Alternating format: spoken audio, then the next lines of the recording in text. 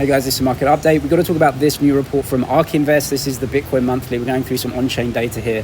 Some really important data that I think you need to see. Also, towards the end of this report, they're looking at some macro data. The macro data is obscene right now. It looks like it's about to fall off a cliff, and so we need to talk about how that's going to affect BTC in both the short and long term. Before we get into that, let's have a look at Bybit though. You can see Bitcoin up 2% today, a huge support level, as you can see here, around 25K. Now we're right in the middle of a range between 20 and 30. 20 would be really, really cheap in terms of on-chain and technicals, 30 a little bit overdone. We're getting support at 25, which is maybe some of the market digesting some of the really good fundamentals that have come in. FASB accounting, ETF news. It just feels like Bitcoin is going to have this wave, and so maybe people are starting to react to that. If you are a trader though, check out Bybit. 30K deposit bonus on Bybit. Just check the link in the description. Go and make a deposit. You can get up to 30K as a deposit bonus. Now I want to get into the ARK Invest report right here. We're going to look at some on-chain data. Very important to see how the market is digesting all of this kind of negative fundamentals. But what's happening now is maybe a change in the macro as well, which could be actually really bearish for Bitcoin short term, but it looks like the market is kind of digesting this and not caring about it. And so what we've seen is this kind of weak price action, but not really going much lower. So let's have a look at why that is. So firstly, Grayscale and its court case, absolutely amazing news for Bitcoin long term. FASB, long term, great news. According to the US Federal Reserve Chair, Jerome Powell, the real federal funds policy rate is above the natural rate of interest for the first time since 2009. So why do they need to raise any more? We can look and see that maybe they actually don't. Maybe they're actually going to pause rate hikes here, which potentially means, you know, the economy is weak, which isn't great news short term, but the market looks through that usually. It usually looks forward. And so let's have a look at what the market is doing. All positive news in terms of Bitcoin over the last few months, right? Mining difficulty up, active owners up, transaction volume up, long-term holder supply up a little bit as well. The important thing is here, we've had some fairly weak price action, right? So what we can see is that the market cost basis and the short-term holder cost basis are actually the important things. Market cost basis, 20K, around that. That's what I see as massive downward support. So, you know, 25K is pretty much almost there, right? So if you're a dollar cost averager or a long-term investor, you're looking at getting Bitcoin around the long-term market cost basis, which isn't ever bad. And then the short-term holders, they've got an average price around 28,000. So, you know, 28,000, we're actually below that now. So again, short-term holders are in a little bit of a loss. Maybe some are capitulating, but the price is not overdone. So if you're a long-term investor, you know, these are the price levels where you should be looking at, in my opinion. The 1 month change is down a little bit, and you can see a lot of people are making short-term losses right here, which is no bad thing. Some capitulation, good for long-term investors. Now we're going to look at 3 technical and on-chain indicators for Bitcoin's price. The first one is the 200-week moving average. Now, Bitcoin very rarely goes below its 200-week moving average. It's typically an extremely good time to buy it then. That's usually the bottom of some capitulation. This bear market has been the worst in Bitcoin's history. Now that makes sense because this is the highest, fastest rate hiking cycle. We're actually restrictive in rates for the first time since Bitcoin was invented. So this is the time when Bitcoin is going to suffer the most, and it's still trading around 25K, which is pretty impressive. But as you can see here, 200-week moving average, whenever the price gets down here, shows an extremely oversold and weak price for BTC. We've just been around this whole level. That's why I've just been dollar cost averaging this whole entire time. Long-term investor, sometime in the future, we're not going to be in this environment anymore. So that's important. Very, very weak price action for BTC, even at 25K, considering its long-term growth. Now, this is really interesting as well. This is a new ratio that I think you should look at. It's the AVIV ratio, which is, as you can see here, the active value to investor value ratio. It divides the active cap of Bitcoin by its investor cost basis. Whenever AVIV equals 1, investors in the secondary market are at break even.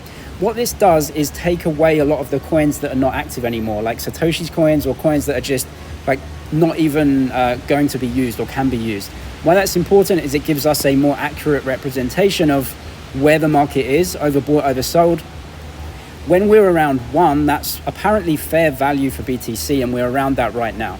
Now, anything under that, again, would be a buying opportunity if you're a long-term investor. It doesn't mean that Bitcoin is cheap. You can see here I've written Bitcoin is cheap. That's not really what it is. It's just from a short-term price cycle perspective, it's oversold from that. You can see that AVIV right here was very, very high, which if you think from a short-term cycle perspective, you're like, well, that's overbought, right? So you don't want to buy there. Bitcoin was 100 at that point. So it depends if you're a long-term investor or, you know, what you're doing with short-term price cycles. But you can see every time that Bitcoin goes below this ratio is a very, very good buying opportunity and has signaled bottoms of bear markets. I just think that we are essentially waiting. It's like a waiting game now. Bitcoin, all the fundamentals are extremely strong. The demand is here from the core investors, and then you're just waiting for that next part of the market, which is eventually getting through the recession or the downturn, and then the next leg of growth. If you can actually wait for that, then you're getting Bitcoin now typically at a very oversold price to what it typically is. You can see that here as well. This is the general cost basis. Cost basis comes down in bear markets. You can see that right here each and every time. So 2012, you can see 2015 around there, obviously 2018, 19, and then we have that here. Very, very typical bear market for BTC. A massive drawdown, all of the hype and the hot air comes out of it, but we are recovering again. And so the recovery takes time. I don't think we're going to get a recovery anytime soon, but the steps are in place, right? All of the bull market stepping stones are in place. The accounting rules, the ETFs, just the general trend of the SEC losing everything in court. That's all set up for the bull market. When the macro changes and when the Fed changes, that's going to set us up for a much better price action, in my opinion.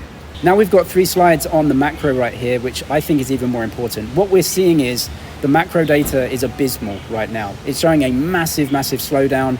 Jobs are starting to, loosen as well, which is really the end of a rate hike cycle once jobs start to loosen. The Fed's done at that point in every other cycle. I don't see why this one would be any different. This is important. The record divergence between real GDP and real GDI growth rates suggests downward revisions to real GDP.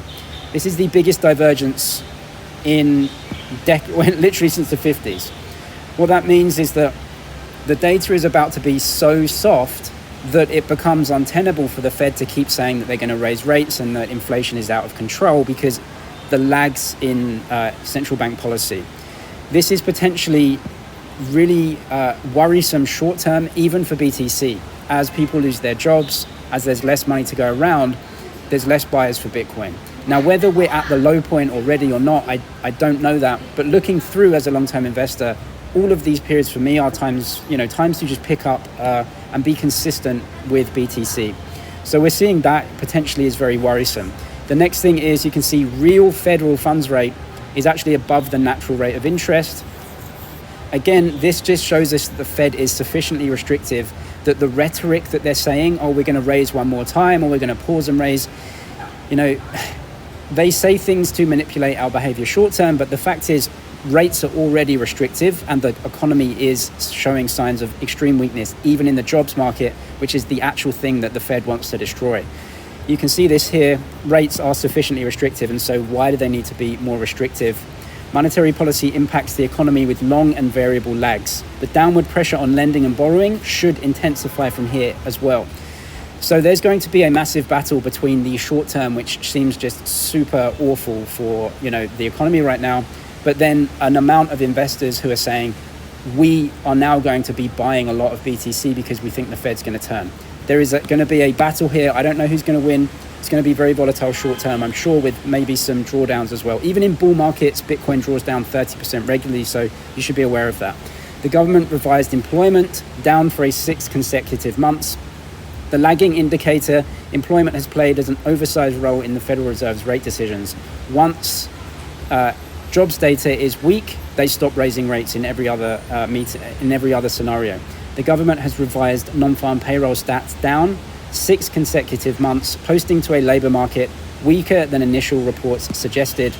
A lot of this data is showing that the Fed really doesn't need to do much else, and so why would they? Maybe they're going to carry the rhetoric on for as long as possible, but the next phase is not for more aggressive Fed and rate hikes. The next phase surely is for a weaker Fed. Now I just want to show you this jobs data because it's showing a lot of weakness. However, we're not at that level yet, right? The last rate hike and the first rate cut is around 6 to 8 months usually, and so you've got to be thinking at least 6 more months at these rates potentially. You can see job openings are showing a sharp decline right here. This is from Game of Trades. A sharp decline, but still nominally higher than other market cycles. So we've got a long way to go before it's, a major disaster in terms of what the Fed thinks anyway. The next one right here is job openings overlaid against unemployment rate. What you can see is that job openings tend to soften as a leading indicator to the unemployment rate. Job openings, unemployment rate, and when they spike up, they show recessions. So let's go over to the current job openings versus the unemployment rate. You can see that it's starting to show potentially weakness in the labor market. That is exactly what the Fed wants to see. And so if that's happening, that's actually very bad news for all of us.